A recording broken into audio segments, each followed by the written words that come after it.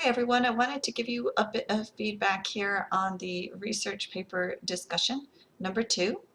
Uh, it's featuring in-text citations, which is always an interesting challenge and a good learning opportunity for us all.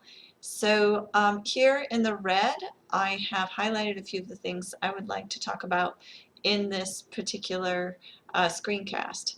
And you can see below the red, I have used a few of your posts to help me illustrate some examples. So first of all, I would like for you all to review the OWL research paper PowerPoint that I had provided. So let me quickly go back to our prompt here, and this will probably look familiar. And down on the bottom here, there are some links. You may not have realized this. So this OWL research paper in-text citations is actually a link to a short PowerPoint. And I've directed you to screen number 6. So let me just pull that up. This is number 6 about borrowed writing. Borrowed writing is really the essence of in-text citations. It's when you read something in someone else's work and then you want to paraphrase it and summarize it and put it into your own work. So this is what we're doing with using our textbook as our first source. We're reading some of the information about your psychologist or researcher in the textbook. You're putting that information into your own words and borrowing it and then writing it in your own paper and giving it a citation. Okay, so when you're paraphrasing and summarizing, you still need to give credit to the original author, but how do you do this?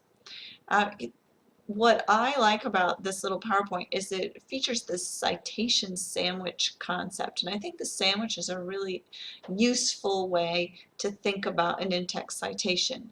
It has 3 parts in the sandwich. The first one is a transition phrase or an introductory phrase where you're going to inform the reader that you're about to do an in-text citation. So an example of a transition phrase here was, the newspaper article on binge drinking on the CSU campus by Johnson, including the year that it was written, 2008, and then this will go on to the second part, the meat or the borrowed material, and this is where you insert your summary, your paraphrase of the information that you have borrowed from this CSU article. And then third, or the last part of the sandwich, is the actual citation itself, which looks like this. Begin parenthesis, last name or names of the author, comma, year, 2008, end parenthesis, and the period outside of the citation. So this sandwich idea is very useful, and I'd like you to go back, look at your original post, and consider each citation. Did you have a transition phrase? Did you paraphrase the material? And then did you have a correct in-text citation? So within these PowerPoints, it then gives you a couple of additional examples. So I would just suggest that you go back and review number 6 through 10 of the PowerPoint. Okay, so now I'm going to pull back up what I was talking about here from the beginning. So first point was to review that PowerPoint, and I just gave you a brief review of it. If you want to go through those screen by screen yourself, it would probably be helpful.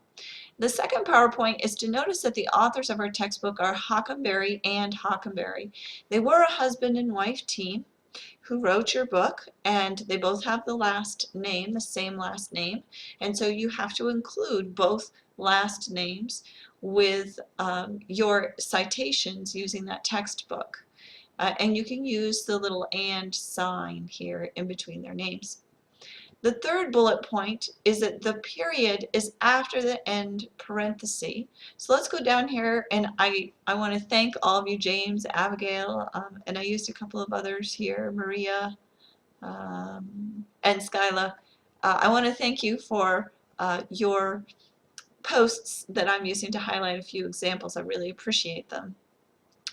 Okay, so the period is after the end parentheses, and in James' post here, he had a period after dreams, and then he had a period again after the end parenthesis. So this one is not needed, and the one here would stay there. So if I were to edit his, I would just delete that period right there and leave the period at the end. Okay? Another thing, well, the transition phrase I've already talked about, where you might say, in our instance, using our textbook, something like, in Discovering Psychology by Hockenberry and Hockenberry, Sigmund Freud is mentioned as the founder of psychoanalysis.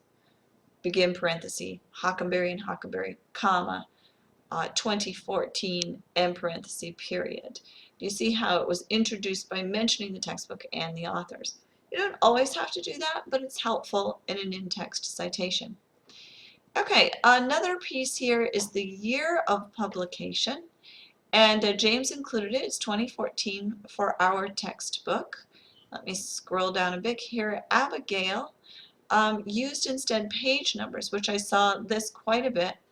And let me tell you, page numbers are optional in in-text citations with APA style. So you can include them, that's fine. This would be correct with it included, or you could leave them off. When you have to have page numbers in APA style is when you are using a direct quote. And that's not what we're doing here. We are paraphrasing, summarizing, and using in-text citations. I want to mention something that Angela put in the general discussion. This is the quick reference guide. It's a laminated piece that came with the new textbooks.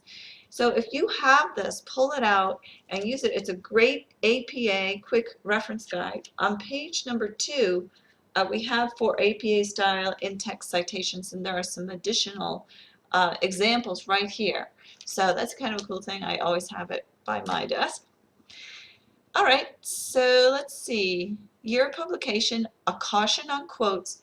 Minimize your use of direct quotes as much as possible. And the reason for this is that you want a highly original research paper. At the end of our paper, when you submit it to Dropbox, Dropbox is going to check for originality. In order to have a highly original paper, you need to have a very low % of direct quotes. Let's see, I think it was Maria. She had a few direct quotes here, putting things lawful processes, order and behavior. Could drop the quotations there. Maria did a nice job in summarizing a lot of information, but again, attention on the spelling of the author's names, and then make sure you include comma and the year of the publication. Okay. Pardon my zipping back and forth here. I just want to make sure I hit all of the information I wanted to highlight. And the last thing I would like to talk about is secondary citations. Let me see, I'm going to scroll down a bit. I think it was in Maria's. Within the material in Hockenberry and Hockenberry, you will find information that comes from different sources.